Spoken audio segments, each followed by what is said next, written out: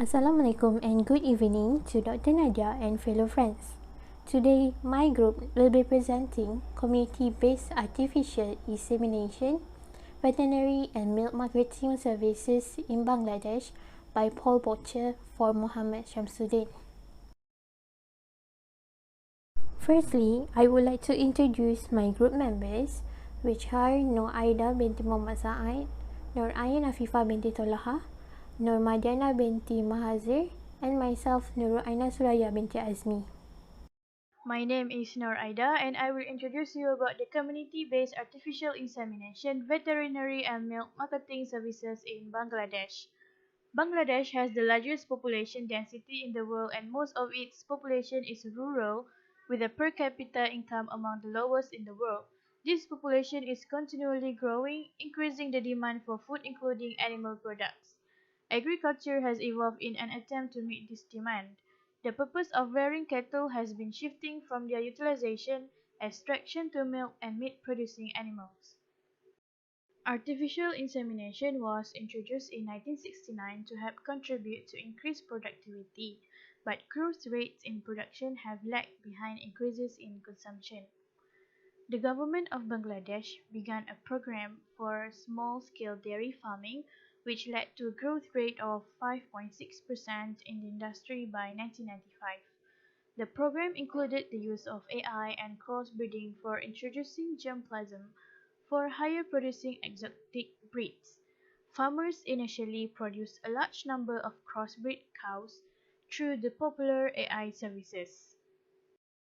However, the initial programs were not all sustainable and the growth rate dropped sharply to 2.6%. Poor or non-existent opportunities for milk marketing and the lack of veterinary services to help manage the potential for increased productivity were the major cause for the lack of sustainability.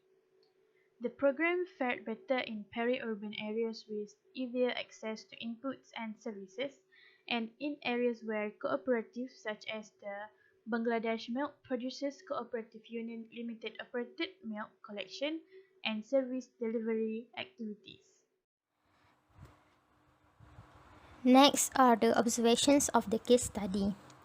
It was concluded that artificial insemination and crossbreeding could contribute to improving dairy productivity and the incomes and livelihoods of farmers.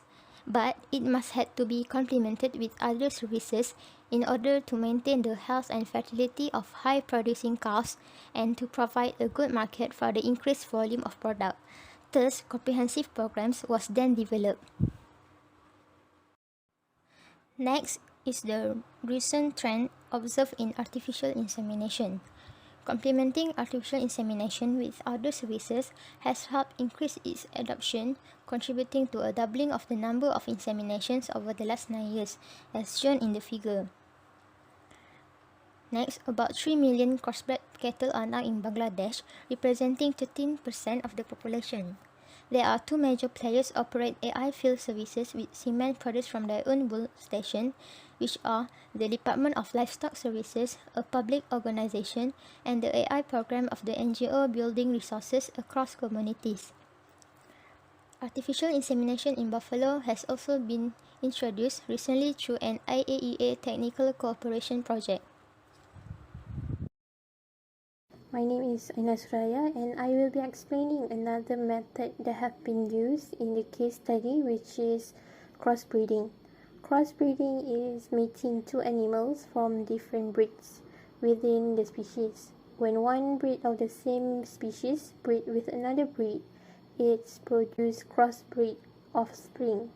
Meanwhile, when one breed of another species breed with another species, it produces hybrid offspring. For example, American Saddlebred horse had bigger size and high stepping motion that is very graceful. Meanwhile, Arabian breed horse have more beauty, refinement and stamina than needed.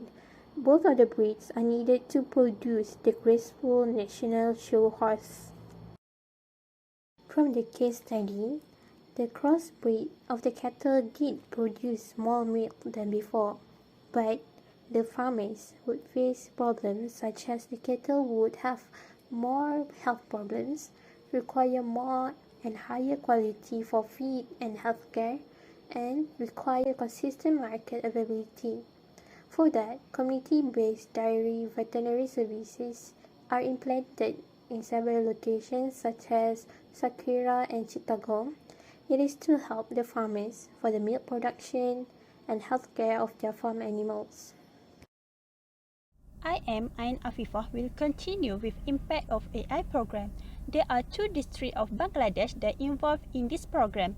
Firstly, in Sakira. Here, the farmer were offered opportunity to crossbreed their cow with semen from local AI program and also be provided with community-based dairy veterinary service, bring to the installment of milk chilling tank in the community. As a result, 7,000 litres per day milk are collected and be transported to the 5 milk chilling center. It increased the yearly income until the community can pay enough salary to the 3 veterinarian, 1 field assistant, rent for 3 veterinary office, and cost the vaccine and medicine for all animals. It also helped to employ 69 men to collect the milk and transport it to chilling center. Because of the increasing in milk yield and gain more money, the farmer can buy more cow in farm and predicting around 35 to 90 times increasing in total milk production and sale. A similar program also established in Chittagong.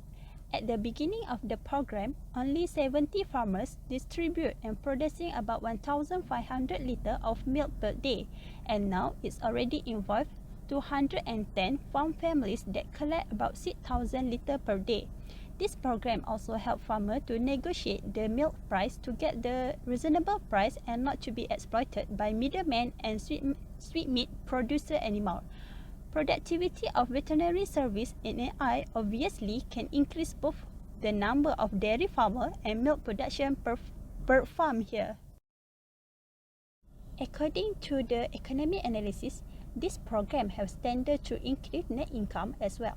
From this graph, more than 75% of farm families benefit from an increased net income by ranging from 1 to 19.2 US dollar per cow per month. And this is all from us. Thank you.